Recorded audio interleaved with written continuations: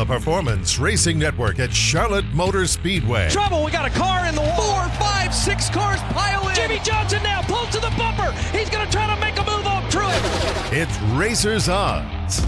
Now, here are your hosts, John Roberts, Jeff Hammond, and Jeff Culiandro. And welcome once again, everybody, to yet another edition of Racers Odds. We are your top source for the information and statistics you need to make the wise bets when it comes to wagering on NASCAR's top series. Our experts in NASCAR and our handicapping experts are here to give you the information you need when it comes to making the right wagers, and especially on a night like tonight. Doesn't matter if you're new to racing or not. The word Bristol generally makes somebody's heart race. This Bristol night race is one of a kind, and Jeff, it is finally upon us. It really is, and we like to say, man, let's lock and load because we're getting ready to have some fun, folks. I mean, this is a race that is going to be unpredictable, and everybody always talks about it, but the thing is, it's so loud. Everything happens so fast. I mean, incredibly fast. When you start thinking about you going around a half-mile racetrack at 15 seconds flat racing, I mean, that's incredible. A lot of things are going to happen tonight, and the number one thing, believe it or not, is going to be emotion. Is can you control your emotions and stay focused for 500 laps, not get confused, and not let somebody force you to do something, make a mistake that's going to wind up costing you an opportunity to win, or much less, survive and be able to see the checkered flag at the end. Yeah, because on the line here could be a ticket to the playoffs for a driver who hasn't won yet, but we have not seen that many new winners in the last couple of races. Now, if we go back to Michigan, that was the case. 2 wins briefly for Kevin Harvick after 19 races without a win. Happy Harvick is not used to doing this, but he may be peaking at exactly the right time and may be one of the favorites tonight. You know, there's 2 parts to the season. And you know, obviously, to win the championship, you want to be hot at the right time. But you know, winning races also makes the year more tolerable as you go through the first 26. So you'd love to put it all together. Unfortunately, it never seems like it all comes together. Even the year we won the championship in this format, it didn't really all come together until the end of the year, just because we had so many parts failures and things go wrong. I'm building a team at the beginning of the year, but we had fast cars, and we're able to put it all together at the end of the year. So if we take a look at the Westgate Superbook odds to win this race, Kevin Harvick finds himself second. Now, last week, if you wagered on Harvick, he was the odds-on favorite. So today, our odds-on favorite, no surprise here, Mr. Hammond. Kyle Busch is on top of that heap. Kyle Busch has more wins. They actually had to build an extra wing in his race shop for all the trophies he has. And so it is no question he won the spring race here. So we got Kyle Busch going off at a plus 400. Yeah, it's pretty incredible when you talk about the dominance. The Busch brothers, not only Kyle, but also his brother Kurt, they pretty much own this racetrack all the way back to Jimmy Johnson's last win here. That's the last time that somebody didn't have a name Busch that wound up winning here at Bristol. These guys have almost dominated a little bit like Darrell Waltrip did back in the early 80s when he won 7 in a row, just DW. But these guys, they figured the racetrack out. They understand what it takes. It's a passive aggressiveness that comes with being good here at Bristol, and these 2 guys have definitely got it figured out, with Kyle coming out on top because he has won everything. He's swept at Bristol on 2 occasions, and that includes winning the truck race, the Xfinity race, as well as the Cup race on all 3 nights in one weekend. So he understands what it takes to win at Bristol, and I can see why he's at the top of the list. Yeah, no surprise why Kyle Busch is your odds-on favorite, and also while he's trending in the right direction, so is legalized sports wagering across the country. For more information on that, let's go to our handicapping expert, that, of course, being Jeff Culiandro. And, Jeff, we had a lot of news coming out of the gambling world this week. Yeah, absolutely, John. Another big week as wagering continues to expand across the country. This week, Iowa was the latest state to begin taking bets. Their law authorizes them for betting in 19 of their state casinos. But perhaps even the more important aspect of this legislation is they're going to be taking mobile wagers within the next few weeks. So a lot of excitement as this continues to grow. Jeff, thank you very much. Now, while we're on the subject of Bristol tonight, we're going to tell you who we think are some of the favorites, among the favorites. And, of course, we got to keep an eye on some of the matchups involving Bush brothers. Now, Kyle is not in a head-to-head matchup, but Kurt is, and that's one thing we're keeping an eye on, some of these head-to-head matchups. I like Kurt Busch and almost anyone you look at, Jeff. Well, it's hard to go against, like I say, anybody that's got the last name Bush, and Kurt has got a record that basically rivals his brother. He's got 6 wins here at Bristol Motor Speedway, so he understands, once again, what it takes to be successful here, starting up toward the front. That's a big plus for that organization. It looks to me like Team Ganassi is starting to come to life here late in the season. Now, Kurt's already locked into the playoffs, but his teammate, Kyle Larson, got Bush on the brain right now. Kyle Larson is making his way steadily up into points to where he's getting himself almost to the position where you could call him being locked in for the playoffs, but he would love to be able to pull a win off here. Runs extremely well. He's another one of those drivers you're going to need to keep an eye out, especially if they get the upper groove working with the PJ1. It will be the fastest way around, and that'll be a place where you can find Kyle Larson. Now, when it comes to making your wager, you do have to take into consideration there are drivers here that are not only racing for their playoff lives, but they're also racing for their seats. There's a lot of shuffling going on right now, so a lot of pressure on some of these drivers. So, Jeff Coyandro, if you have to zero in on one right now, what are some of your picks right now that you're looking at closely? Well, just taking a look, when you evaluate the race from a pre-weekend perspective, going into the weekend, I definitely like Kyle Larson over Martin Truex, both at minus 110. Now, Kyle Larson has been bet up to minus $1.25, so he's become a favorite in this matchup, but I think it's still a decent price. The other one I like a lot is Denny Hamlin at minus 110 over Brad Keselowski. Hamlin in his recent races has finished in the top 5 since the Daytona night race, and he's 5-0 head-to-head against Brad Keselowski in the last 5 races at Bristol alone. All right, Jeff, so when we look at the track conditions tonight, that is one thing that everybody is going to be paying a lot of attention to. Jeff Hammond mentioned it just a moment ago. The PJ1 track bite is down on that lower groove, which somewhat gives us the Bristol of old and also spreading out to the upper groove as well, so you can race all over this high-banked racetrack. If you stand at the bottom of Bristol and you look up, it's the equivalent to a 5-story building. So for more on the track and what's going on at the racetrack right now, let's check in with our friend Brad Gilley. Hey, thanks, guys. It's a beautiful day here at Bristol Motor Speedway. It is going to be a beautiful night as soon as we get this Bass Pro Shops NRA night race underway. Couple of things here from the racetrack. Number one is the racetrack. A little bit of controversy from the drivers coming into the weekend as the track actually took the top groove, which does become the preferred groove of this facility. They took it and they actually polished it. They cleaned it up a little bit. Drivers were not too happy about that. Guess what? Didn't really seem to make a difference in last night's Xfinity Series race as they were to the top within the first stage of the race. Now, last night, they came back in after the Xfinity race, and they did once again polish that top groove, so it might take a little longer to get up there than what they were expecting. Also, the bottom groove of the racetrack, the one where the PJ1 traction compound is laid down, well, they laid down another 4-foot strip of that this morning, just right on top of what they had there all weekend long. I can tell you this, track officials have told me that right now, the bottom groove is 20% more grip than the top groove of that racetrack. Expect it to change, though, as this race goes on throughout the course of 500 laps for sure. Another big storyline here today, qualifying. Yesterday, Kyle Busch had the first draw in qualifying, and that is not when you wanted to go out here at Bristol Motor Speedway. He will start tonight's race from the 31st starting spot. Now, we all know Kyle, who has won 3 of the last 4 Cup races here, can absolutely go to victory lane from the back. But the big thing that hurts him tonight is going to be pit selection. The same holds true for Jimmy Johnson. He qualified 30th, and Jimmy Johnson has actually had the best record here at Bristol over the last 10 races at the track with an average finish of 7.4. So both Jimmy and Kyle Busch, multi-time winners here at Bristol, starting 30th and 31st respectively, but I would expect them to move up through the field. They just simply had a bad qualifying draw yesterday.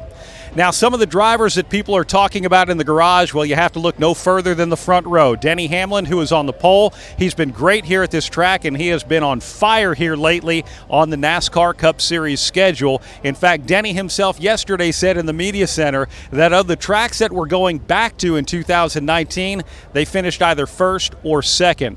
Another driver to look out for is the man who will join him on row number 1, and that would be Kyle Larson. He's been fast here all weekend long and really seems to have a lot of confidence heading into this race at Bristol. And one more to take a look at is someone who has led a bunch of laps here but has also had a lot of bad luck, but that's Ryan Blaney. Luck you can overcome. Speed, sometimes you can't. Ryan Blaney has a lot of speed, so there's another one that they're talking about in the garage here today at Bristol. Again, it's going to be a beautiful night for racing here tonight for sure, and we certainly wish you the best as you're making your bets on this one here tonight. Thanks a lot, guys. Brad, thank you very much. Now let's talk about qualifying and who will be starting where. The big thing about this racetrack is the fact that it's small. You pit on the front stretch, you pit on the back stretch. No one had won pitting on the back stretch until Elliott Sadler did it way back in the early 2000s for Wood Brothers Racing. So qualifying is huge. But, Mr. Hammond, when it comes to qualifying, winners started outside of the top 10 in 4 of the last 6 races. So if the driver you want to make a wager on is starting outside of the top 10, don't back off right away. No, I mean, especially when you look at the quality drivers we have outside the top 10, like Jimmy Johnson and Kyle Busch, and especially Kyle Busch because of his record and his ability to be able to find a place on this racetrack that will allow him to make up some ground pretty early. If he can kind of keep pace with the leader of this race, no matter who it is, and not wind up losing a lap during the process of that first stage, I think they'll get on track and they'll be a factor before the end of the night. Same thing goes for Jimmy Johnson. He has shown in the last 3 races he's had 3 top 10 finishes, as Brad pointed out. Average finish over, I think, a 5-race stretch of about 7th. So he has been able to not maybe get to victory lane, but he has been able to be a consistent factor in the course of the race. So don't be afraid to run for some from his matchups also. So it'll be interesting kind of like how things progress. But tonight will be one of those deals, you know, you might as well go ahead and get your popcorn popped, get you a cold one ready to go with a Pepsi or your favorite beverage, and enjoy the night because it's going to be a good one. All right, we don't have as many cautions on the new Bristol as we had at the old Bristol, but when you do have fewer cautions, you have longer green flag runs. That's why we take a very close look when it comes to perhaps picking a winner or picking someone who has an advantage over another driver. We look at the best 10-lap average, and that is where we find Ryan Blaney on the top of that. Eric Jones right behind him. And how about Matt DiBenedetto as well? He is 3rd on the list when it comes to best 10 consecutive lap average, Jeff. And the thing right now, you know, we talk about emotion. We talk about, you know, trying to control that emotion. You've got guys like Eric Jones and Matt DiBenedetto who I think are very motivated right now because of how they performed as of late. And not to mention the situation with Matt D. He's been going to be released from his ride at the end of the year. So he's kind of like he's doing a driver audition. He's been running well in that 95 car here lately, and it looks like he's not, you know, backing off one bit, qualifying well. So if he can keep up front, he could wind up – this is a good racetrack for him. So he could wind up being one of those guys that might be worth a long shot effort tonight. Yet another driver to look at when it comes to just past performance at this racetrack is, of course, Ricky Stenhouse Jr. He does not have a high 10-lap average, but, Jeff, this is one of his best racetracks. It has been. And that's what you got to kind of factor in. When you start looking at what Ricky did a couple years ago, pretty phenomenal. He could get up there and run with the best of them. Looked like he had an opportunity. He was going to win some races. Still didn't pull it off. Had a second-place finish. Good top 5 effort several times, but as of late, he's been getting himself in trouble. And sometimes you get a little overconfident at a place like Bristol, and Bristol will tell you real quick, you don't respect me, I will take advantage of you, and you'll wind up being in trouble. And I think that's one of the things that's got Ricky in trouble. I think he's been a little too aggressive, thinking everybody should pull over for him. In the process, he's run into some problems along the way, and his end result has not been quite as favorable. We'll see what happens tonight because, again, he is one of the guys they'll be talking about. Will it be good or will it be bad? Now, one thing our handicapping experts are going to be looking at for you is the changing of the odds, who opened where and why they are changing. There are a couple of drivers that made some pretty big moves when it comes to odds heading into the race from where they opened up at. We'll have that for you as we come back to Racers Odds. Stay with us. VSiN is the Vegas Stats and Information Network. VSiN is analysis that's always on the money. The total on this game, 8 flat. VSiN is the home of legendary broadcaster Brent Musburger. I do want to talk about the next big thing in Las Vegas. VSiN is your all-access pass behind the counter of a Las Vegas sportsbook. Trends don't pay the rent. They're looking at the number. VSiN, what are the odds? Find out on Sirius XM Channel 204. Hi, this is Doug Rice of the Performance Racing Network. Whenever the PRN crew heads to Las Vegas, we always stay at the South Point Hotel and Casino. You know, it's our home away from home. The South Point features great restaurants, free parking, and they go out of their way to make race fans feel welcome. So when you make your plans to visit Vegas and attend the South Point 400, it just makes sense to book into the South Point. The South Point also offers fantastic room and race ticket packages. Make your reservations now at southpointcasino.com. Get ready for every NASCAR weekend with VSiN's Point Spread Weekly. Editor Steve Makinen runs a simulation prior to every NASCAR Monster Energy race. He takes into account driver, team, track type, speed at practice, and more. The simulator is run 1,000 times and results are in Point Spread Weekly. Be better informed. Be better prepared. Enjoy NASCAR more. Point Spread Weekly. Subscribe now. Log on to vsin.com/subscribe. VSiN, changing the way you watch sports.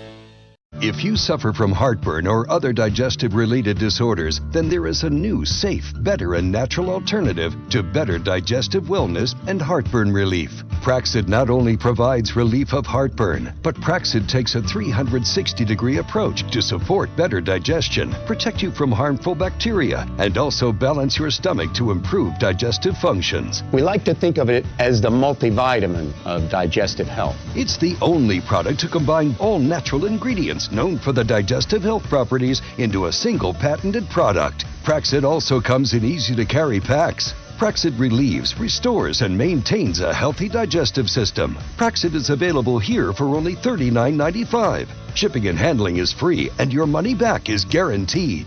To take advantage of this special radio offer, call now 1-800-829-5735. That's 1-800-829-5735. Again, 1-800-829-5735.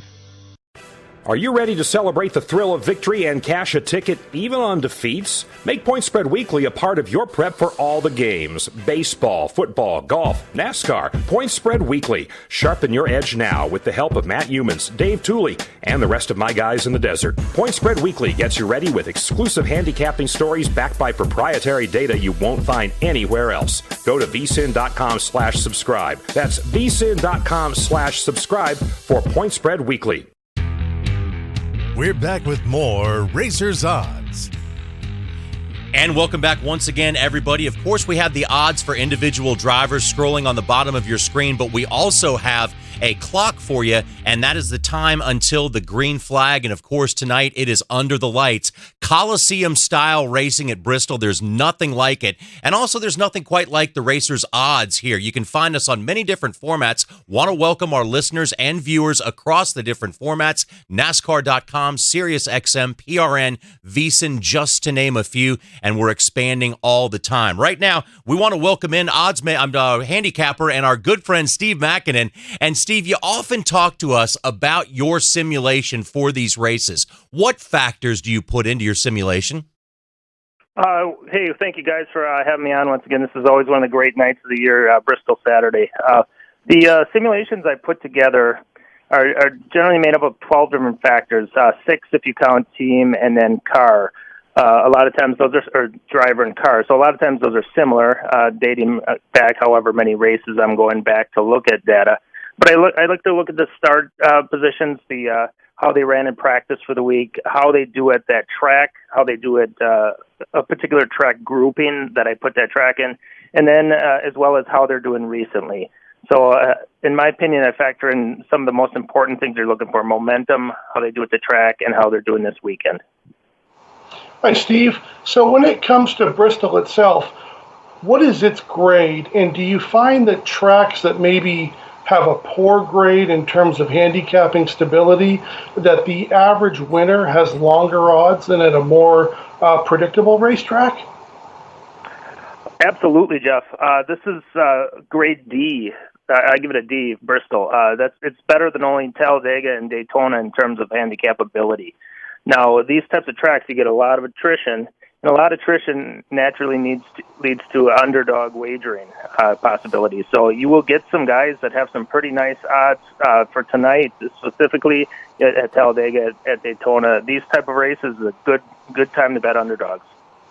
Right. That's usually when I start to go away from matchups and look at long shot winners. Do you see any drivers today that make the cut in terms of value? Well, there's two that I would, I guess, characterize as longer underdogs. Although he's being treated pretty handsomely in the matchups. Kyle Larson, I believe they're about 8-1. Last time I saw, he's shown some good speed. He didn't run that well here back in the spring, but typically he does well at these tracks where maybe takes a little more aggressiveness to get where you want to get to. And then the other guy is Ryan Blaney. He's been running well lately. Was running up front near the end last week in Michigan. He's shown good speed this weekend, and at 10-1, he is definitely worth a shot if you ask me. Well, let me ask you a question, my friend. Jeff Hammond here. And the thing is, you mentioned a moment ago, aggression. One of the things that I've always wondered about when I get to a place like Bristol, I see so much emotion, that comes and, talk about momentum. I see aggression sometimes be brought into this racetrack and can be factored in when you get into the competition. You get concerned when you see two drivers get closer together from a crew chief's perspective, because that they may go beating on one another. It doesn't take but one of them to cut the other one off. And if they've got bad blood, like from Watkins Glen, it could carry over here. So when you're trying to do your simulation, you do so much with the car and the driver. Do you ever try to plug that kind of emotion in there as part of the factor? I wish I could, Jeff. That's a great factor you're bringing up here, and it's something that somebody who's passionate about racing has been following. There's bad blood between certain drivers, and like you said, you just fear when they get close on the track, because it can affect a wager, it can affect who wins a race, it can affect a lot of things, playoff positioning. Unfortunately, it's another one of those factors that is very hard to quantify. Yeah, but it goes back and makes sense now when you say this is a grade D racetrack, because that's got to be part of the variable that you can't factor in. So it's kind of like, you got to live with it. The grade D mostly comes because a lot of drivers just get eliminated for various reasons, whether it's a crash, whether it's like the car breaking down, whatever. I mean, they're just there's just a lot of attrition here, and it makes it a little tougher to handicap, but it also makes it a better opportunity for those guys looking for longer odds. Yeah, there's certainly some attractive long shots in this list, but Steve, we're going to put up your top 10 from your simulation here on the screen for our viewers, and take us through what came out of this top 10, what you like and what you don't like from the simulation. Okay, well, here's the interesting thing about this week's simulation. If you look at the top 5, they're all grouped pretty closely. Now, most of the simulations I'll run, you'll have one or two guys that maybe distance themselves apart, but the average finish for these guys is all between about the 4 and the 6 range. So that's to show that there's not a real big favorite in this one. In fact, the guy winning Truex, he didn't even run well here back in the spring, which is unusual for him, atypical. So that's the reason he still manages to maintain the top spot here. But once you go beyond 6 through 10 is where it gets kind of interesting. You got some real, if you want to call them power drivers, guys used to winning and running pretty well lately. Harvick's in there, Hamlin, the Busch brothers are in there. They're obviously famous for winning here at Bristol. They love this track. So this is about as wide open of a simulation as I have seen in many weeks. And that's what I think, Steve, when you look at this, that's why it deserves this grade D of handicapability when you look at it, because the simulation has the Busch brothers towards the back end of the top 10. Yeah, that's very unusual for here. Kyle obviously hasn't had the speed.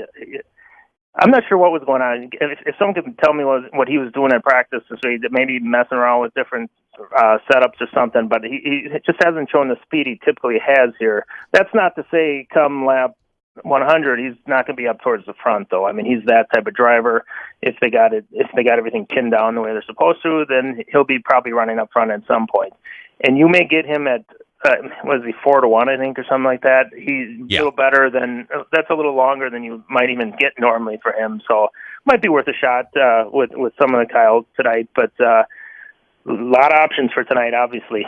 Yeah, but the thing is, to go back to what your question was about those variables, this is where chasing that, as we like to call it here, the traction control PJ1 has given some of these drivers an attitude, you might say. And Kyle has always had an attitude when it comes to this application of this substance, because he feels like it's, they're leveling the playing field, and it takes part of that, his ability to drive by to anything on any type of racetrack. He brings other guys into his basically backyard, and I think it frustrates him a lot. And sometimes they chase themselves a little bit, trying to figure out where and how this is going to be effective, because we got to report early from the racetrack that this bottom groove has now got 20% more grip than maybe the middle or upper groove, and that will change throughout the night. So it's going to be a situation of chasing the racetrack, and we know Kyle's good at doing that. Yeah, obviously a big factor, and I think, I don't really need to jump on what you said there. You're exactly right. His aggression can sometimes hurt him, though, in these circumstances. If he's got a chip on his shoulder, if you will, he likes to bang other guys around on the track, and sometimes at Bristol that doesn't work out for him. So it should be an interesting night, even just watching him alone. Steve, we always find it interesting that the movement that happens throughout the course of the weekend, and especially it happens after you see who's fast over a 10-lap average. But the huge movement of Matt DiBenedetto opens up at 300-1, which is somewhat surprising with what he's done lately and what he's done at Bristol. But he very quickly moved to 50-1. Well, yeah, he's showing some real good speed in practice. I think of a lot of that with the opening with the 300-1. Some of that may have been affected by the news of this week of him leaving Levi. I mean, it may be a situation where odds makers are looking at him like, oh, he's not in a real stable situation. But then he shows up at the track and he's showing speeds that show that he is capable of still producing big on a night like tonight. So, Steve, you got another odds maker challenge for us? Yeah, since I stumped you guys last week, huh? Yeah. All right. So I've been looking at one pretty closely here. This is a guy we just talked about earlier, Kurt Busch. A little off on speed this week, a little lower in the simulation than I would normally have him at Bristol. So I'm setting the odds for him today at over/under of 9.5. I'm going under, Jeff. No, I'm going under on that one also. Jeff C? I think I'm going to go over. Okay. There's just too much calamity at Bristol to even know he's going to finish. So I'm going to take the over today. Okay, well, Steve Makinen, thank you very much for joining us, man. We really appreciate the insight every week here on Racers Odds, and look forward to seeing, well, maybe who can potentially, one of us is going to be right. Someone's always, that's one of the great things about betting, you guys. Someone always wins. Steve Makinen, thank you very much. We appreciate it. And guys, you can check out Steve throughout the week on VEASAN and also with his Odds Makers Challenge. I got one word. I want one statement for you. Yes, sir. You're killing me, Smalls. Because I agreed with you, and therefore you feel as if no, it's the way saying, one of us is going to turn out right. Yeah, it's like, either us two or Jeff Cuyandro. Right. But I really like when you look at this thing after talking to Steve and Jeff Cuyandro so far this part in the program. I really like Ryan Blaney at 10-1, and I don't think Matt DiBenedetto is crazy at 50-1. I'm not saying that desire makes your car go faster. It simply doesn't. But nonetheless, it's a good car. He's trending in the right direction, and this is one of his better racetracks. You're right on all of those factors, but I'm going to put one more factor in front of you to think about. Can his pit crew perform against the guys he is up there competing with? I've noticed even when he's run well in recent races, they come down pit road, they find themselves fighting their way back to where they were before they pitted. So it tells me they're not quite as fast on pit road as they need to be to match up with their driver. And at a place like Bristol, that can get you in trouble. Now, here is one thing you do need to take into consideration when you see where your driver or a driver you might be thinking about wagering on is going to pit. There are different rules and different scenarios for pitting at Bristol. There's some under green flags and some under the yellow flag, under the caution. It's a different scenario, and it's so difficult that over the years, it's even tripped up the likes of Jeff Gordon and Mark Martin. They have gotten confused. So, Jeff Hammond, it's loud at Bristol. Yep. Doesn't matter how many times you've raced there before. this pit road procedure is very difficult, even on your most veteran of drivers. Yeah, you really need to make sure you remind your drivers, if you're the crew chief or the spotter, that if we wind up making a pit stop, which normally you don't have to worry about making a green flag pit stop, but if you do and you're pitting on the back straightaway, you would exit the racetrack off of turn 2, go down the back straightaway, complete your stop, and then you would re-enter the racetrack, exiting into turn 3, about like any other normal racetrack. So under caution, it's just about the opposite. You would come in, you would do your normal pit stop there, but everybody on the front side, you would exit back and re-enter on the racetrack at turn 1 under caution. So back straight away, you got to go almost basically the entire racetrack on the apron to be able to complete your NASCAR approved lap. Yes, it is. It is a loud racetrack. It is a crowded racetrack. And when you consider a lap is about 15 seconds, stuff happens in a hurry at Bristol, and stuff happens in a hurry also here on Racers Odds. We're going to keep an eye on the movement of the odds for particular drivers to win. And we also have some very intriguing matchups for you when we come back. Stay with us. As states have begun the legalization of sports gambling, the entire sports landscape is changing. I think we're going to see more and more states fall in line, and this gets legalized across probably all 50 states. And so is the way you listen to Sports Talk Radio. I'm Brent Musburger, and on the Vegas Stats and Information Network, we follow the money and the games. It's sports talk you can bet on. So check out VSiN. Odds are you're going to like what you hear on Channel 204 and streaming on your phone or at home on SiriusXM connected devices and speakers. Hi, this is Doug Rice for the Performance Racing Network. Whenever the PRN crew heads to Las Vegas, we always stay at the South Point Hotel and Casino. You know, it's our home away from home. The South Point features great restaurants, free parking, and they go out of their way to make race fans feel welcome. So when you make your plans to visit Vegas and attend the South Point 400, it just makes sense to book into the South Point. The South Point also offers fantastic room and race ticket packages. Make your reservations now at southpointcasino.com. Get ready for every NASCAR weekend with VSiN's Point Spread Weekly. Editor Steve Makinen runs a simulation prior to every NASCAR Monster Energy race. He takes into account driver, team, track type, speed at practice, and more. The simulator is run 1,000 times and results are in Point Spread Weekly. Be better informed. Be better prepared. Enjoy NASCAR more. Point Spread Weekly. Subscribe now. Log on to vsin.com/subscribe. VSiN, changing the way you watch sports. Do you have an idea for an invention or new product? Do you think companies would be interested in your idea? Do you want to try to get a patent? Then call InventHelp now. InventHelp keeps your idea confidential and explains every step of the invention process. We create professional materials representing your idea and submit it to companies who are looking for new ideas. We have more than 9,000 companies who've agreed to review ideas in confidence. If a company shows interest in manufacturing your invention, we can negotiate on your behalf. We have helped over 10,000 clients receive patents. We also offer services including 3D modeling and animation demonstrating your idea, prototyping services, and we use state-of-the-art technology to show InventHelp client ideas to additional companies. Join the thousands of people just like you who chose InventHelp to pursue their idea. We are experienced. We are working for you. We are InventHelp. Call us for free information at 1-800-542-6751, 1-800-542-6751, 1-800-542-6751.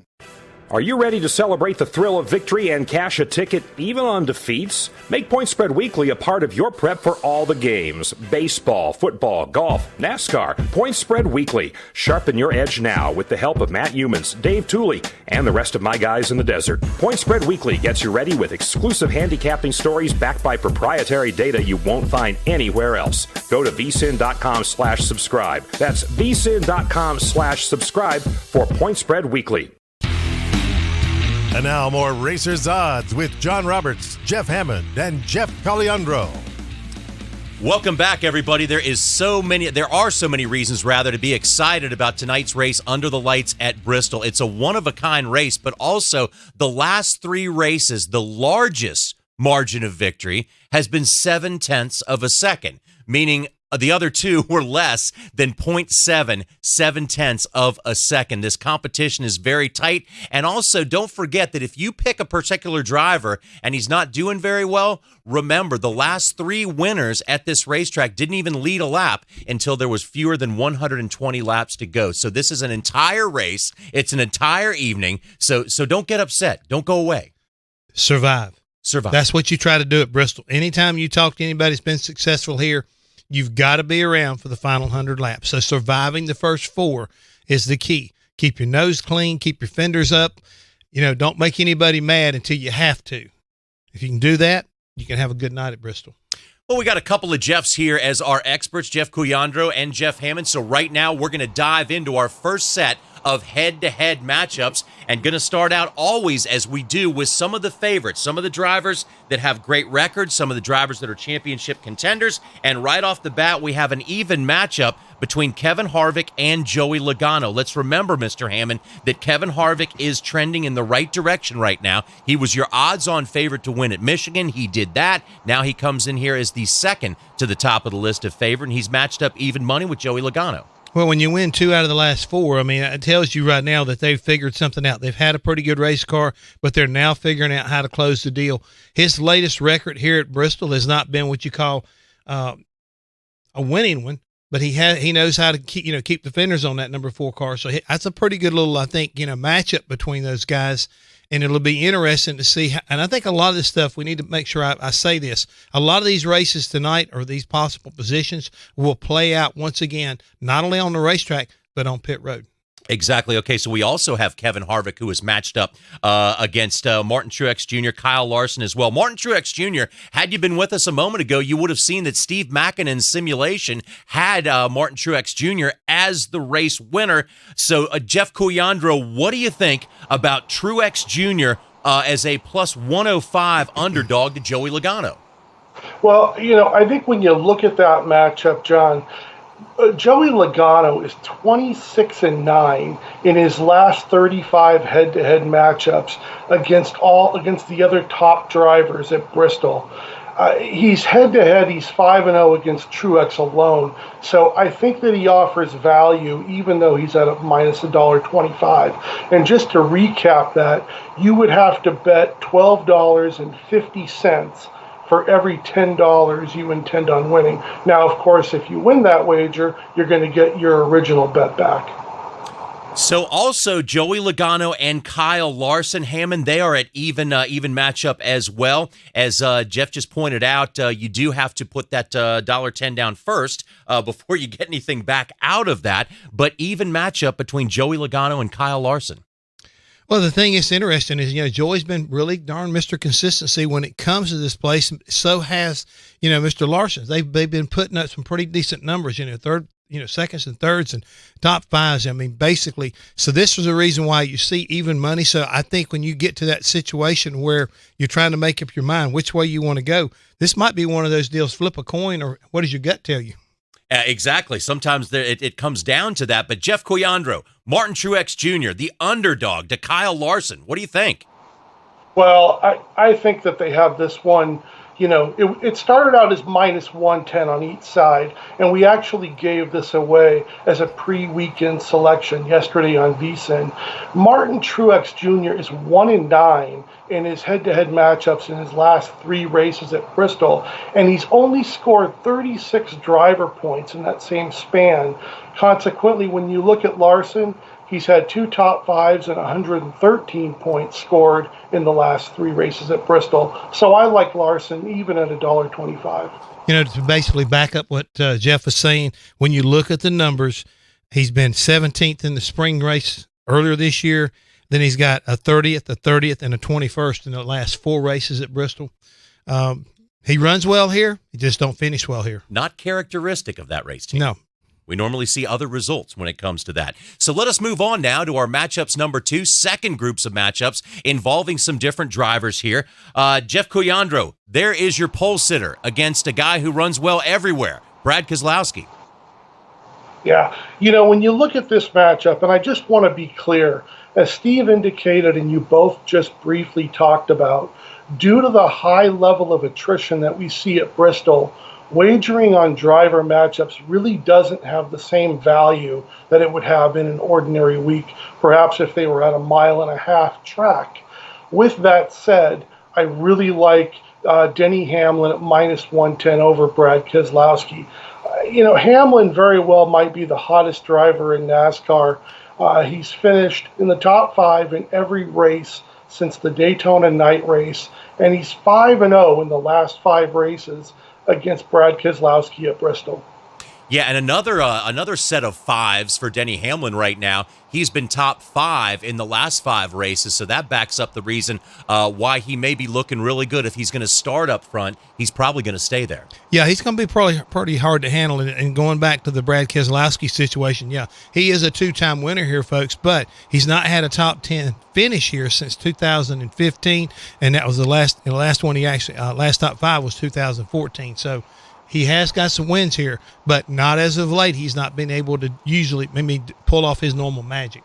Here's an intriguing matchup is Eric Jones and Kurt Busch. Kurt Busch, of course, is a 6-time winner. That's second only to his brother Kyle. And lately, Kurt has not been running very well. Now, Eric Jones, on the other hand, broke a streak of 5 consecutive top 5s in a row as he finished outside the top 5 at Michigan, but nonetheless, he comes in there despite that the 6-time Bristol winner of Kurt Busch. Eric Jones is the favorite there in that matchup. I think this one is very intriguing.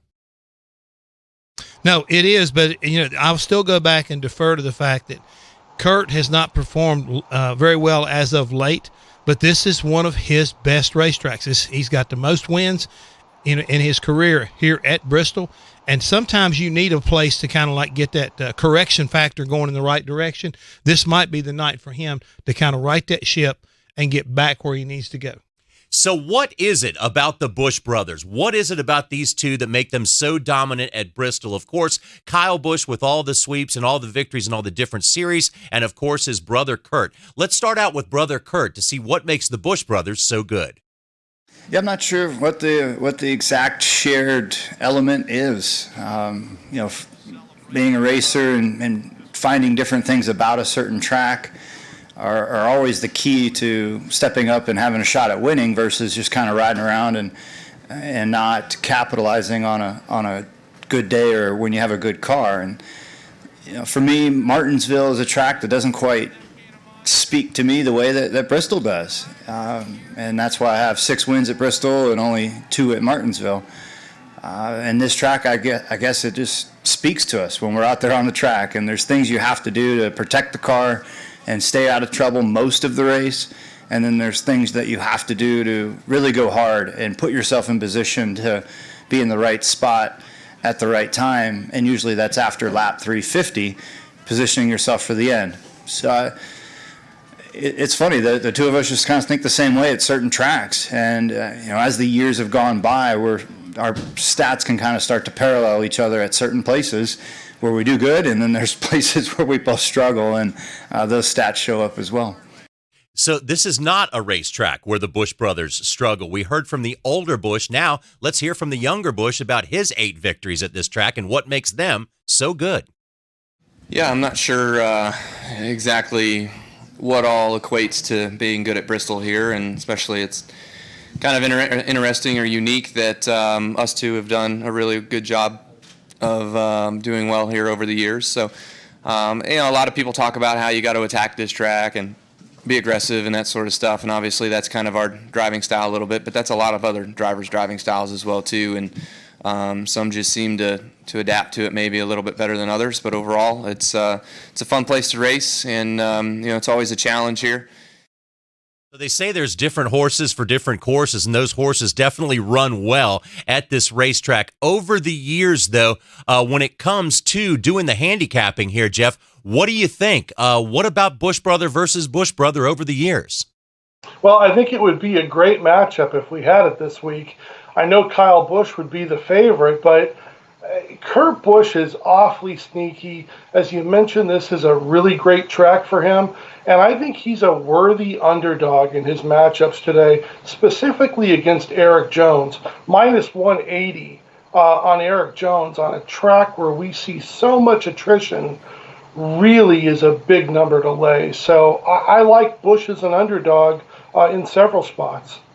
Yeah, and that's one definitely to take a look at there, that Kurt Busch versus Eric Jones. So we got to get us a quick break here on Racers Odds. You may be wondering why there is no head-to-head matchup involving Kyle Busch. We'll have that answer for you when we come back to Racers Odds. You didn't think he'd put down the microphone completely, did you? Greetings from Las Vegas. Well, neither did we. Hear legendary broadcaster Brent Musburger on the Vegas Stats and Information Network. I never told my wife how much fun I had when I was staying here for about 3 weeks. Oh, it's terrible living in a casino. It was the greatest 3 weeks of my life. This is the only book in town that's open 24 hours. There you go. Make that bet around 4 o'clock in the morning. You don't need a dress code. Pajamas are good. Brent Musburger on the Vegas Stats and Information Network. Sirius XM Channel 204. Hi, this is Doug Rice of the Performance Racing Network. Whenever the PRN crew heads to Las Vegas, we always stay at the South Point Hotel and Casino. You know, it's our home away from home. The South Point features great restaurants, free parking, and they go out of their way to make race fans feel welcome. So when you make your plans to visit Vegas and attend the South Point 400, it just makes sense to book into the South Point. The South Point also offers fantastic room and race ticket packages. Make your reservations now at southpointcasino.com. Get ready for every NASCAR weekend with VSiN's Point Spread Weekly. Editor Steve Makinen runs a simulation prior to every NASCAR Monster Energy race. He takes into account driver, team, track type, speed at practice, and more. The simulator is run 1,000 times and results are in Point Spread Weekly. Be better informed. Be better prepared. Enjoy NASCAR more. Point Spread Weekly. Subscribe now. Log on to vsin.com/subscribe. VSiN, changing the way you watch sports. Do you use the expensive blue or yellow pills to charge your sex life? Are you thinking about it? What if we could promise you the same results for less than $3 a pill? If you're paying $20 a pill for the other pills, you're getting taken to the cleaners. Call On Call Pharmacy right now and save as much as $700. 800-884-7919. On Call Pharmacy delivers the exact same results for less than $3. You'll save more than $16 a pill for the same results. And right now, radio callers will get 44 blue or yellow pills for $120 with free discreet shipping. You can save more than $700 off pharmacy prices. Call On Call Pharmacy now and take advantage of this special offer. 800-884-7919. Charge your sex life now and save a ton of money. Call now and get your 44 pills and save over $700 and qualify for free shipping. Stop overpaying and call right now. 800-884-7919. 800-884-7919. 800-884-7919. Are you ready to celebrate the thrill of victory and cash a ticket even on defeats? Make Point Spread Weekly a part of your prep for all the games. Baseball, football, golf, NASCAR. Point Spread Weekly. Sharpen your edge now with the help of Matt Humans, Dave Tooley, and the rest of my guys in the desert. Point Spread Weekly gets you ready with exclusive handicapping stories backed by proprietary data you won't find anywhere else. Go to vsin.com/subscribe. That's vsin.com/subscribe for Point Spread Weekly. It's more Racers Odds. And welcome back, everyone, to Racers Odds. I'm John Roberts alongside of Jeff Hammond, and also our handicapping expert is Jeff Coyandro. Jeff, we mentioned just a moment ago that there are no matchups involving Kyle Busch. Conspicuous by absence is our winningest driver ever at this racetrack, but there's good reason. It's hard to get betting against Kyle Busch. Yeah, it's very difficult, John, to start the week off when they initially make the matchup to have Kyle Busch as a minus 110 or even a minus 120 or even a 130. Had Kyle Busch been lined up against maybe the next closest driver, and if you want to take Logano or Truex or even Harvick, he probably would have been a 160, a minus 160 to open. And really the sports books don't want that kind of liability before the weekend even gets started. Yeah, that's certainly understandable. And once again, these are designed to get betting on both sides of a particular wager, not just having one be an obvious favorite. So let's take a look now and dive into our matchups number 3, our group 3 of head-to-head matchups. Jeff Hammond, Chase Elliott, and Clint Bowyer. Bowyer finding himself the underdog to Chase. Probably not a surprise right now with some of the things that have been happening to Clint Bowyer. If you go back to your top 10, your 10 fastest lap average of 10 consecutive consecutive laps. You have Clint Boyer 18th on that one. Chase Elliott had the 4th fastest time in that consecutive 10-lap average. Now, unfortunately, right now, if you listen to the way Clint is talking, he'll tell you right quick, he's snake bit. He can't get anything going the right way. He doesn't know what to do to kind of right the ship, and that's not a very good thing. Coming to a place like Bristol, things happen so quick. We'll keep talking about it, but all night long it's going to be that way. So they need to do something over there. They need a little bit of luck, a whole lot of luck, I say, but they've got to turn something around tonight. If they want to keep in this hunt for making the playoffs, they're right there on that cut line. They're going to have to put something together, keep their nose clean, and finish a race. They can't keep hoping that Jimmy Johnson and everybody else is going to have crashes at the same time they do and wind up basically keep them in the game, because sooner or later it's going to go the opposite. Yet there's simply not much room when it comes to 16 drivers in that playoff. And if you're not in the playoff, you have a lot of questions to answer. So let's take a look at our playoff bubble right now. Eric Jones plus 70. He's got to be feeling pretty confident with that plus 70. But here are the guys who are not so comfortable and even less comfortable. Ryan Newman is just 16 points to the good. Clint Boyer finds himself on the bubble. Suarez and Johnson 6 and 12 back. No, well, we keep talking about Ryan Newman's been doing a really good job of just kind of keeping digging and making sure that he doesn't get below that cut line. If he does, he doesn't give up. He fights his way back in. But these other guys, every time they look like they're going to get themselves some separation, something happens. And the guy that's been the number one, happen or two is Clint Boyer. He and Jimmy Johnson, I mean, they've been up and down like a couple of yo-yos, and all of a sudden you got Daniel Suarez is in the mix of this deal, and you find Ryan Newman is now on the plus side rather than being on the minus side. So this is a long ways from being over. Tonight will go a long ways in setting that tone for these final 3 races. Jeff Coyandra, there is only 3 races left. We have Bristol, then a week off, then we go to Darlington, then we finish it all up at Indy. There is a group of drivers out there that really have no hope of pointing their way into this thing, but there are long shots. If they get a win, they're in. It doesn't matter what the point situation is. And when you look at one particular matchup between Daniel Suarez and Ricky Stenhouse Jr., Stenhouse Jr. is one of those guys, win or you're not in. Well, he absolutely is, and that's going to be his only method to find his way into the playoffs starting at Las Vegas. I just can't trust him. As good as he is at specific tracks, he's only acquired 56 total points in the last 3 races at Bristol.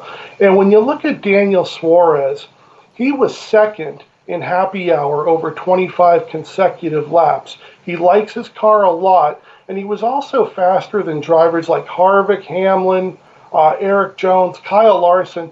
Really showed good speed, and I think he's just trying to run well. And at a track like Bristol, I want somebody in a matchup to have a good finish and not necessarily be, to try and go for a win, because that can lead to a lot of trouble. Oh, yeah, in a hurry, because things happen in a hurry. Jeff Hammond, what do you think about Daniel Suarez in those particular matchups?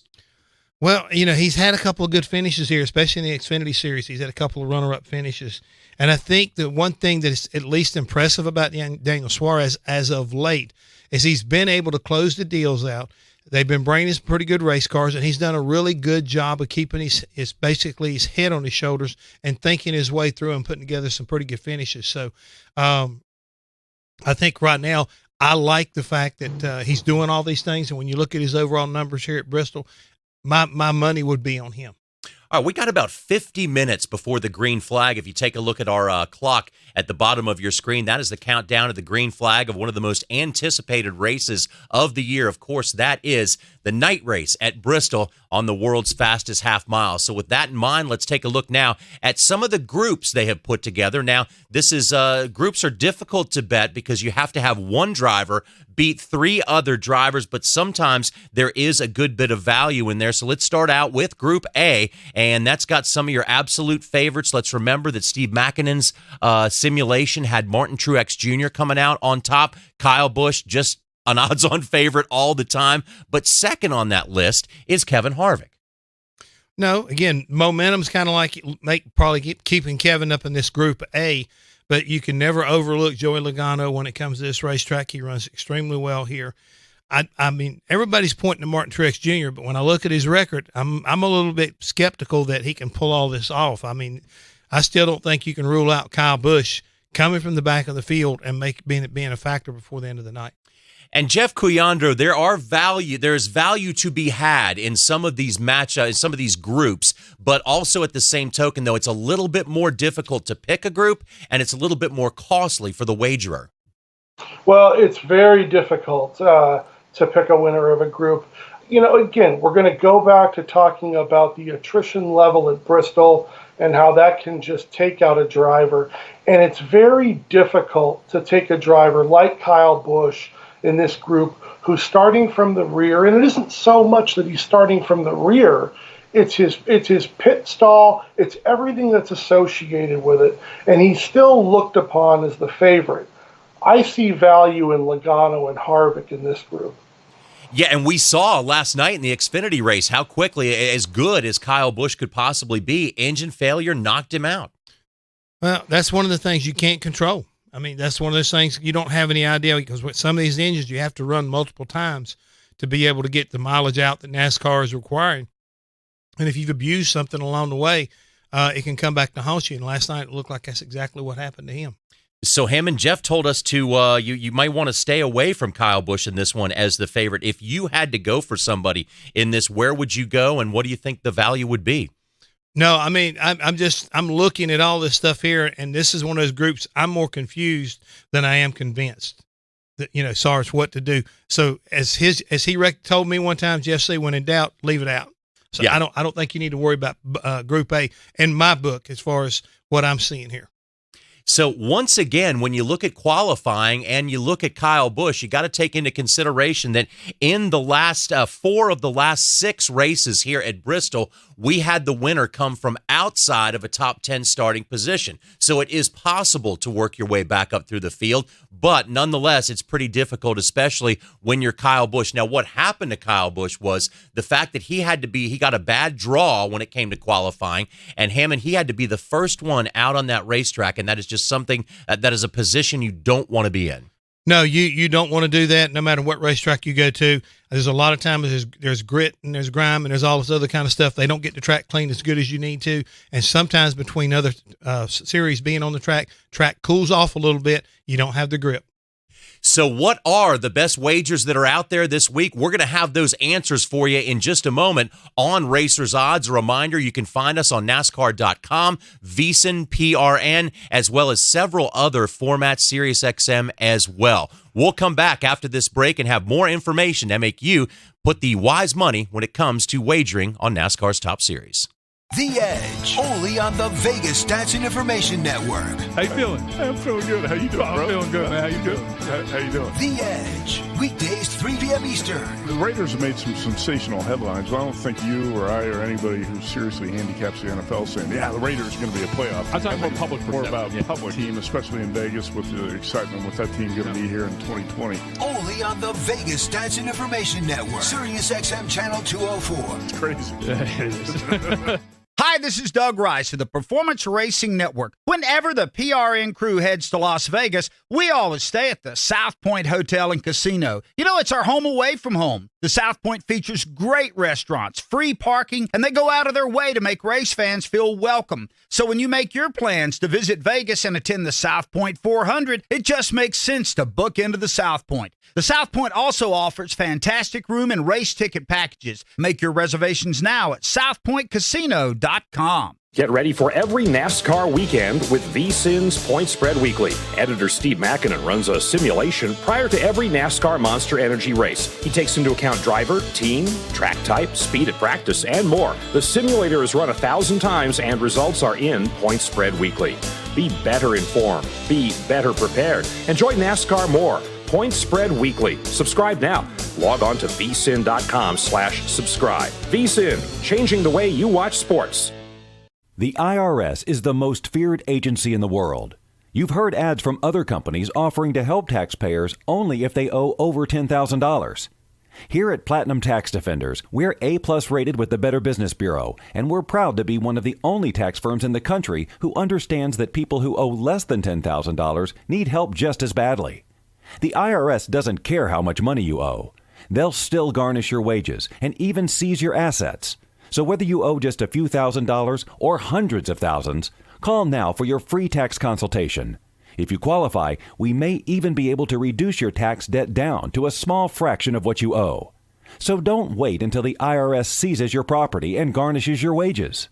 Call 800-856-1330 and get your tax problem resolved once and for all. That number again is 800-856-1330. 800-856-1330.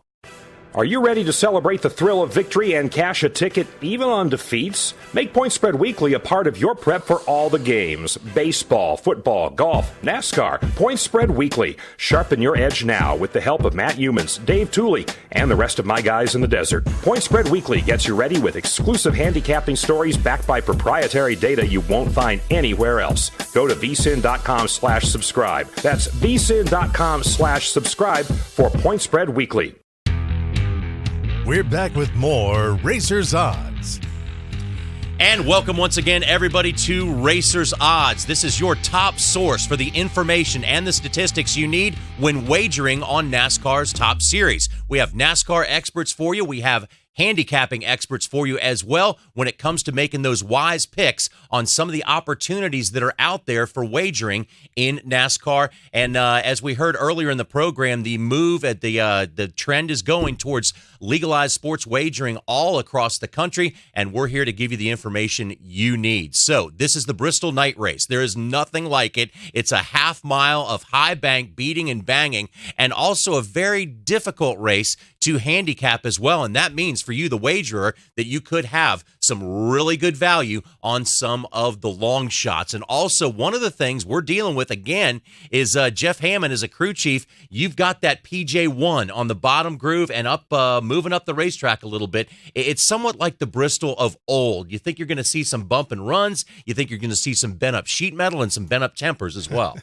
Well, you can count on the tempers. I mean, there's sooner or later somebody's going to get frustrated, especially when the bottom having more grip than the middle and upper groove, at least early part of the race, because we're already going to have guys like Jimmy Johnson and Kyle Busch trying to make their way to the front so they don't wind up getting lapped by the leader coming around because everybody's going to be on the bottom. When that starts happening, that's when you get the bump and run. You're going to knock these guys up out of the way, and hopefully you can get away from them before they come back to retaliate. So early in the race, look for everybody to be on the bottom, a little bit like it was in the truck race. You'll see some of these guys, like I say, being moved, getting down in the corner, but hopefully by halfway through the race, they'll start making that progression up to the top groove. The racetrack will widen out. The bottom groove will give up some grip, and then we'll have ourselves a whale of a race over the final 100 laps. Yeah, and keep this in mind. Jimmy Johnson is very hungry right now. He is on the outside of the playoffs looking in, and Jimmy Johnson was the last guy, not named Busch, to win one of these races.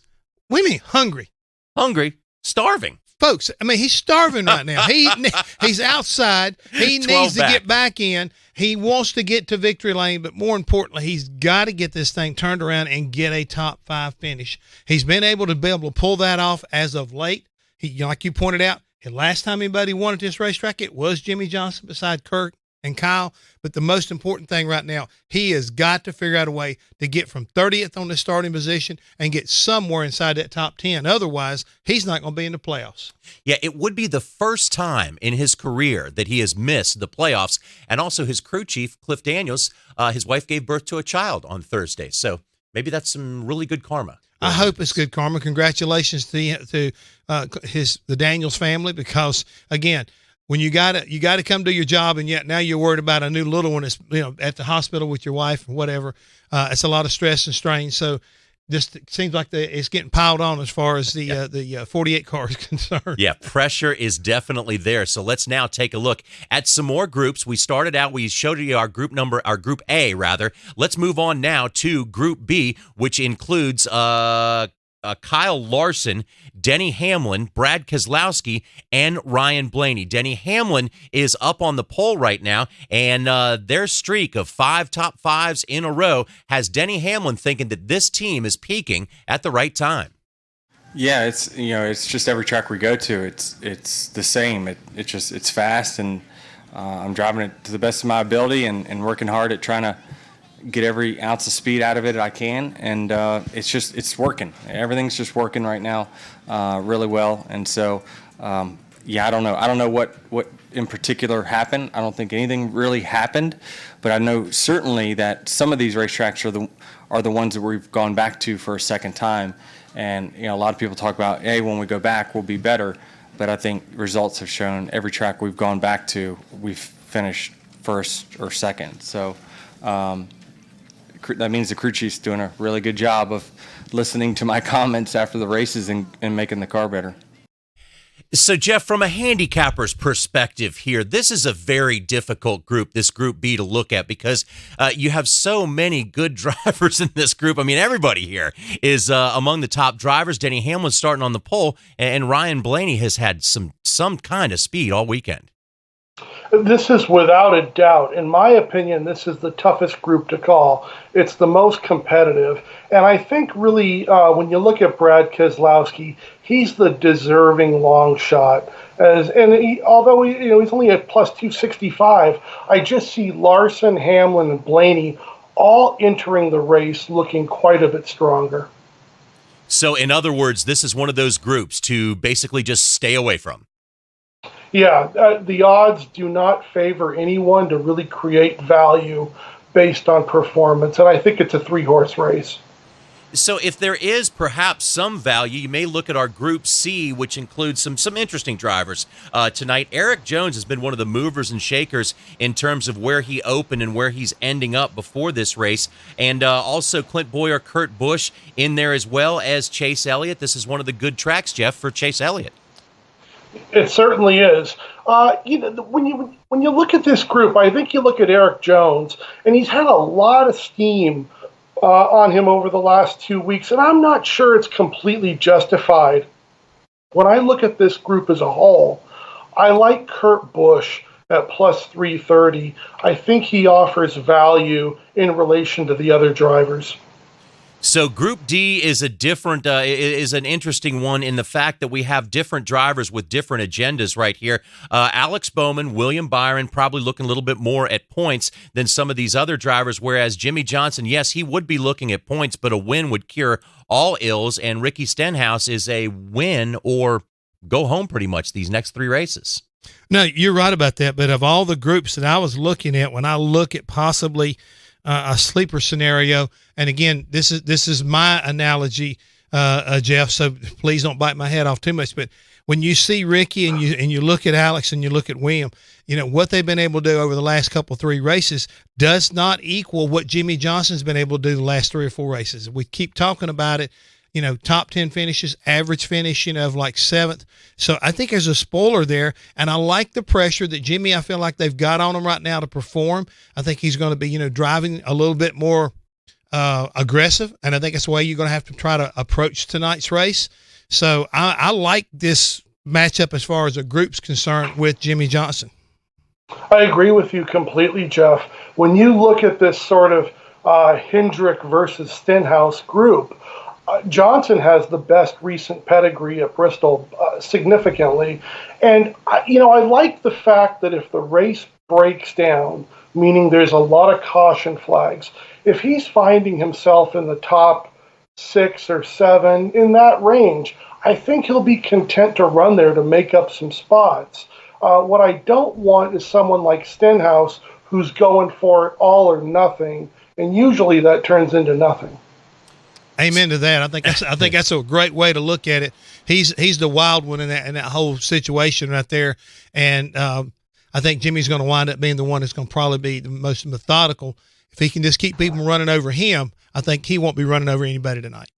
So let's move on to Group E. Everybody in Group E is in that scenario of win or else. And Matt DiBenedetto at even money, in case you missed it earlier in this week, it has been announced that he will not be back behind the wheel of the number 95 car. He will finish out this season and is hoping to finish it out in a very strong way. Would be nothing better for this driver who is opening up a ton of eyes this year for them to possibly make the playoffs. But Hammond, this is that long shot group. This is that Hail Mary group.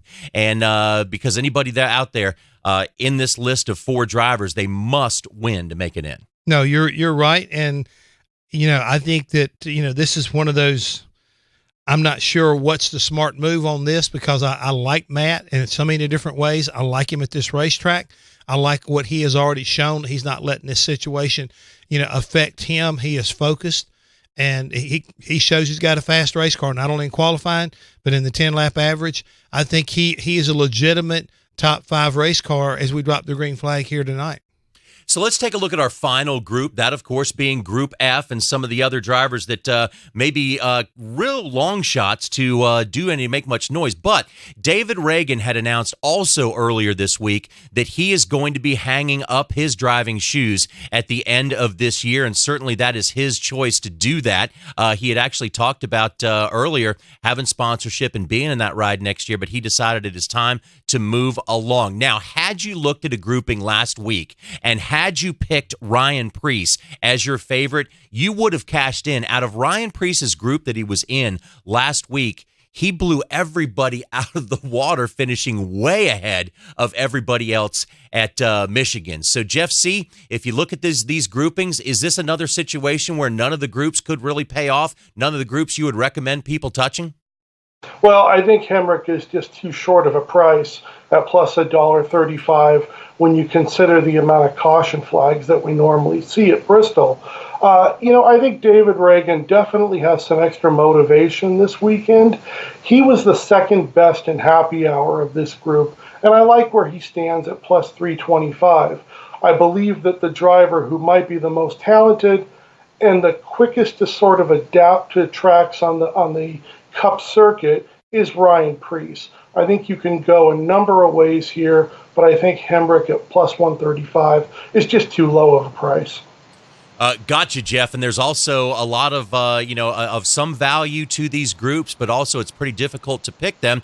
And, say Ty Dillon, after his great finish, his 11th place finish last week was his best finish ever on a racetrack other than Daytona and Talladega. So plus 410, there may be some value there, but then again, he's got to beat those other 3 drivers when you look at groups. Well, let's don't look overlook at least something when we're talking about Ryan Preece. He did win driving for Joe Gibbs Racing here at Bristol in the Xfinity Series, so it's a racetrack that he likes, and so don't be surprised if he didn't make a little bit of noise. It may not sway you as far as what you want to do here, but so has Daniel Hemrick. Hemrick has run extremely well in trucks as well as Xfinity here. Not a lot of luck so far in the Cup Series, but this is what I consider a rookie veteran type situation here when you got Ty Dillon and David Reagan basically going with these 2 rookies. Yeah, and the groups are sketchy to begin with sometimes in terms of picking the winner out of them, and also it's a little bit more difficult when you look at a racetrack that has a grade of D from our friend Steve Mackinnon in terms of handicapability when it comes to what might go on. That makes for some value, but then again, it makes it very difficult to pick the groups. Got to take a quick break here on Racers Odds, but when we come back, we will show you odds to win the championship, who is sticking out there, and also odds to win this race. We'll show you what kind of movement has gone on since the weekend has started. And as we get closer and closer to the green flag, 32 minutes before they wave the green at the world's fastest half mile in Thunder Valley, Tennessee. Stay with us. More Racers Odds is coming your way. Gone Racing. They're still wheel to wheel. The weekly NASCAR show that gets you ready for this week's big race and more. Oh, yeah! Take a ride with us to Victory Lane on Gone Racing. We just got these lines last night. Was plus 700 on Brad Keselowski. He's already down to plus 550, so I think we know where the money is. It's going that way. And that's where my money would have been, too. Thursday nights at 10 p.m. Eastern on VSiN, Channel 204, and SiriusXM NASCAR Radio, Channel 90. Great job. Hi, this is Doug Rice of the Performance Racing Network. Whenever the PRN crew heads to Las Vegas, we always stay at the South Point Hotel and Casino. It's our home away from home. The South Point features great restaurants, free parking, and they go out of their way to make race fans feel welcome. So when you make your plans to visit Vegas and attend the South Point 400, it just makes sense to book into the South Point. The South Point also offers fantastic room and race ticket packages. Make your reservations now at southpointcasino.com. VSIN.com. Get ready for every NASCAR weekend with VSIN's Point Spread Weekly. Editor Steve Makinen runs a simulation prior to every NASCAR Monster Energy race. He takes into account driver, team, track type, speed at practice, and more. The simulator is run 1,000 times and results are in Point Spread Weekly. Be better informed. Be better prepared. Enjoy NASCAR more. Point Spread Weekly. Subscribe now. Log on to vsin.com/subscribe. VSIN, changing the way you watch sports.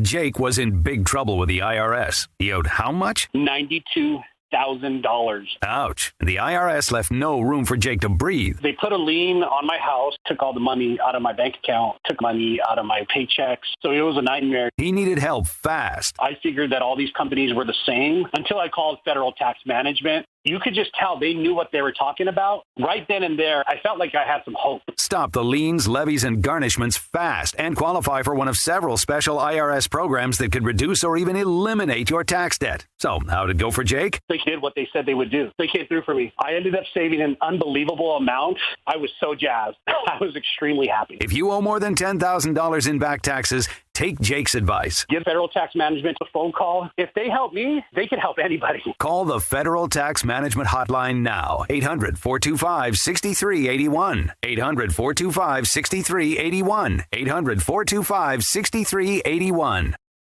Are you ready to celebrate the thrill of victory and cash a ticket even on defeats? Make Point Spread Weekly a part of your prep for all the games. Baseball, football, golf, NASCAR. Point Spread Weekly. Sharpen your edge now with the help of Matt Humans, Dave Tooley, and the rest of my guys in the desert. Point Spread Weekly gets you ready with exclusive handicapping stories backed by proprietary data you won't find anywhere else. Go to vsin.com/subscribe. That's vsin.com/subscribe for Point Spread Weekly. And now more Racers Odds with John Roberts, Jeff Hammond, and Jeff Caliandro. Well, it is one of the most anticipated races of any race season. Ask any race fan and they'll tell you just the word Bristol gets their heart pumping a little bit. But this guy here, he spent a little bit of time in Victory Lane in his day. And Jeff, what does it mean? It's a difficult racetrack. It's a big trophy, but you won there a lot. The thing is, right now, when I started working in racing and got a chance to work for Junior Johnson, this was basically Junior's second backyard. Besides Wilkesboro, we wanted to win it at Bristol more than any other place. And with guys like Cale Yarborough and Darrell Waltrip behind the wheel, we were just supposed to go up there and get the job done. And we always looked at it was us versus the racetrack, because this racetrack will tear a race car apart because you're slamming it into the banking at a high rate of speed. A lot of things are so fast. We always felt like, we came up with ways to be able to communicate, get the changes to the car, back in those days was very important. But more importantly, is a guy behind the wheel. If we gave him the car that they should give, we had the right kind of drivers. I mean, Cale Yarborough, not anybody any better, any tougher behind the wheel than I know of, as well as Darrell Waltrip, nobody smarter. Yeah, well, there's a period of 3 years where nobody other than Darrell Waltrip won at that race. 3.5 years. 3.5 years. Yeah. I can't cheat you out of a half a year on that one. And of course, how big is Bristol when you celebrate the 20th anniversary of one lap at that racetrack? Of course, it was the bump heard round the racing world when Dale Earnhardt just meant to rattle Terry Labonte's cage a little bit. And actually, once he got out of the car and got into Victory Lane, the roar of the crowd was louder than the race cars. It was one of those situations you had to be there to kind of appreciate it. But the thing was, a lot of people love Dale, but what he did to Terry, a lot of people, I think that particular night, they had very much mixed emotions. But, these two guys they battled each other hard. And I think, it's one of those pieces of history that will always be a part of what makes Bristol, Bristol, Hey, it's Bristol, baby. Yeah, for that reason. Exactly. Well, one of the things that our expert handicapper, Jeff Caliandro, does throughout the weekend for you is keeps an eye on who is moving in terms of odds to win this race. We've had a little bit of shaking going on, Jeff, over the course of the weekend. Some of it makes a lot of sense with how fast some of these race cars were off the truck. But nonetheless, no matter where he's starting, even at the back of the pack, Kyle Busch finds himself as the odds-on favorite. Yeah, and Kyle Busch has remained steady at 4-1 since yesterday. But we're seeing some late movement on Joey Logano, who was 8-1 when we started the show. He's now been bet down to 5-1. So, he certainly is now almost a co-favorite to Kyle Busch. The reaction to that bet now is Kyle Larson, who was 8-1, has now floated up to 12-1, and Brad Keselowski, who was 8-1, has doubled up to 16-1. And Jeff, here's what I like a lot, and tell me what you think. I really like Ryan Blaney at 10-1. I like Blaney. He opened up at 16-1, was bet down to 10-1. My one caution with Blaney, and it just kind of stuck out, is when his power steering pump went bad yesterday, he indicated that he really had to jerk the steering wheel. They showed video footage of him walking to his hauler, clearly favoring that shoulder. He then came out for an interview and looked fine. But I think, as Jeff will tell you, 500 laps at Bristol is an awfully tough duty. And if you have a bad shoulder, it could be a whole lot longer of a night. Oh, absolutely. But one thing to keep in mind, Mr. Hammond, about Ryan Blaney, last 3 races there, he's led over 100 laps in each race. Well, I agree with that part right there, but I think what Jeff is bringing up, to everybody's understanding, that an injured race car driver at Bristol, of all the racetracks we got to go to, it will make you pay for any kind of problems you have, whether you're sick on your stomach, whether you're not hydrated properly, if you've got any kind of injuries with your legs, your back, and in particular your shoulders, because you got to manhandle these race cars. If you have any kind of issue right there, it will find that weakness, and that could hurt you, because you got to stay up on the wheel for 500 laps if you want to be successful at this racetrack. So the betting window will close in about 25 minutes. You see 24:30 on our clock here as we count you down to green flag time. One of the places where you might really find some value if you're that kind of bettor that likes to go for the long shot. Look at the movement we've seen so far this weekend for the very hungry Matt DiBenedetto. He has gone from 300-1 to 50-1. Now, of course, that has a lot to do with his 10-lap average. He was third on that list. Great qualifying effort once again. So, again, being hungry doesn't necessarily make your race car go faster, but man, that desire can play a lot. The will to succeed, the will to overcome. If you read any of the tweets or heard any of the interviews, this young man is definitely made up his mind that this is not going to hold him back. He's going to give everybody that works on that number 95 car at Levine 110%. He's showing it already. He wants to go out, leaving them with the guy who won their first race. So that's what you're looking for, and hopefully somebody will recognize his talent, determination, and his passion, give him a chance and put him in another Cup car for next year. He'd be a great find. I'd love to have a team available to be able to put him behind the wheel. Man, let's hope so. Guy needs to be around. Jeff Coyandro, as we now move on to odds to win the championship, when you look at places where a long shot exists, I think when you look at the chances, now 10, 12 years ago, we might have said it was a little bit different because we didn't have a 16-car field for the championship, and we also didn't have the elimination and the championship 4. This is a very difficult thing to handicap. I mean, we see the favorites up there on the top, but as you look at this is probably a very, very difficult wager to make. Well, it absolutely is. These are generally best wagers made at 2 points in the season, right before Daytona, and then again right before the playoffs, once you know who the 16 drivers who are going to be eligible to win the title. I think when you look at this list, the one that still sticks out to me a little bit is Kyle Larson. Now, we got him at 25-1 earlier this season to win the title when he was really struggling. But I think now at 18-1, if you can forecast him to make it into the top 8 and then eventually into the top 4 and eligible for that Homestead race, he really is one of the best drivers at Homestead from a track pedigree perspective. And I think that gives him at least some value. The other driver that I still like at 12-1 is Denny Hamlin. He's been so consistent lately. He's running near the front, and, with a Gibbs car behind him, sky's the limit. Yeah, almost a little bit surprising to look at Denny Hamlin being 12-1 with, he's always a championship contender. He seems to always be up there. And this year, it seems like things are going just a little bit better at the right time of the year. For a team the caliber of Denny Hamlin at 12-1 looks pretty good. So each week here on Racers Odds, we want to pick one wager for each of us up here and decide and tell you what we think is probably where the best money is. So Jeff Coyandro, being that you're the handicapping expert, you start us out. What do you like the best in terms of what wagers are available this week? Well, we're going to go with Denny Hamlin at -110 versus Brad Keselowski. As we said, Hamlin's recent form has just been outstanding. And Brad Keselowski consequently has struggled, as he has a matchup record of just 5-30 in his last 35 at Bristol.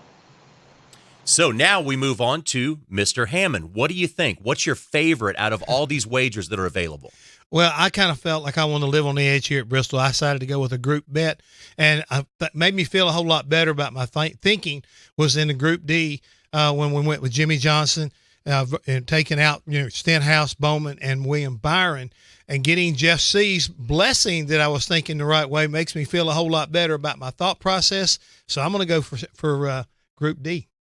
So when you look at methodical drivers and drivers that take to certain race courses in a certain way, of course the Busch brothers have stood out over the years. But this time around, I feel like the older Busch brother will use his knowledge and his 6 wins at this racetrack to be able to edge Eric Jones. Now, granted, Eric Jones was faster in practice, faster on a 10-lap average, but when you put into consideration what it takes to run well at Bristol, how you methodically have to take care of this thing and take care of your car, I think the older of the Busch brothers this time will definitely prevail when it comes to being plus 150 underdog to Eric Jones. I think he's going to pull this one out for sure because, again, his last name's Busch, but also he is, again, trending in the right direction here. And Eric Jones had 5 top 5s in a row, but then for the first time in that period of time was unable to finish there at Michigan.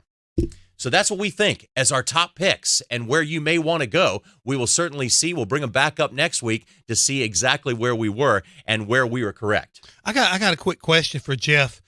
Jeff, you were talking about Joey Logano and how he'd been kind of bedded down. Do you think that when they started really, looking at his record, but more importantly, just feel good last week. I've been feeling good. Just snake bit. Lost Jeff. Clint Boyer was hijacking our program. That's okay. Can you believe that? Yeah, go ahead. Well, I can believe that. I'd rather hear from Clint than from me. So Jeff, you were saying? I was saying to Jeff, I was trying to figure out the betting down of Joey Logano and understanding that maybe the fact that he, with his average top 10, top 5th place as far as laps, 10-lap average, was that the biggest factor, or is it some of this information coming back on what we were talking about, Ryan Blaney and a couple of these other kids, that they're kind of like looking that Joey's got the best experience and got a really good, like a last 3 races, he's been up inside the top 5 as far as finishing at Bristol? Well, I think when you look at this, Jeff, I think it also comes down to Kyle Busch. He's not really been, he's been stagnant at 4-1 for the last 24 hours. And I just don't think there's a lot of steam for him, considering where he's starting and his very recent performances over the last several races. I think at that point, Logano kind of becomes the natural second favorite. And I'm really not surprised to see him be bet down to 5-1. Now, one of the interesting things to watch tonight is the fact that we still have Kyle Busch as your odds-on favorite. He finds himself at the top of the list in odds to win the race, yet he was the first car out to qualify, and that was a very difficult position to be in. He is going to have to make his way through this field. We have heard from several drivers throughout the year. It is difficult to pass, but I think, Hammond, if anybody can do it, it's Kyle Busch. Going to be fun to watch. He will be a man on a mission, and yes, I wish they had a separate camera so we could watch a split screen watching him come through the field. So last week, odds makers had Martin Truex Jr. moving to the back of the pack, but that did not affect him very much in terms of odds to win the race. And that played out at Michigan. Before the first segment was over, Martin Truex Jr. had made his way to the front and actually led before the first segment is over. I don't know if we will see that from Kyle Busch, but certainly these fast cars can prevail and they can make their way through the field. So if you're considering wagering any of these bets on Kyle Busch, don't be necessarily taken away by his starting position. No, it's going to maybe take a little bit longer. This is not Michigan, and it may be a little more difficult because the racetrack, we've got a pretty good indication that it will probably be the bottom groove, early part of the race, then it will change. And don't be surprised if Kyle doesn't start helping make that change. He realizes that he needs to get that upper groove or that middle groove working so he can advance. He'll be working it, and if he's able to do that, it may not take him very long at all. He'll be up there and knocking on the door of a top 10.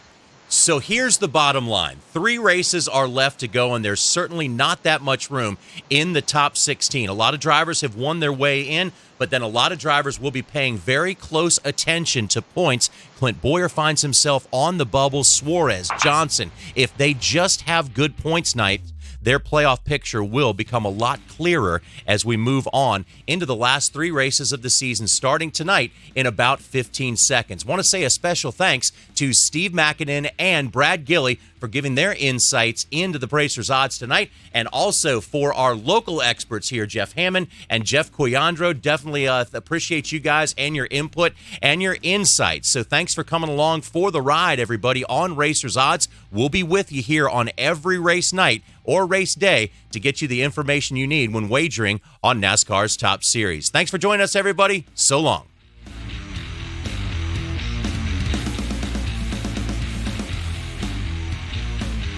This has been Racers Odds, a presentation of PRN, the Performance Racing Network.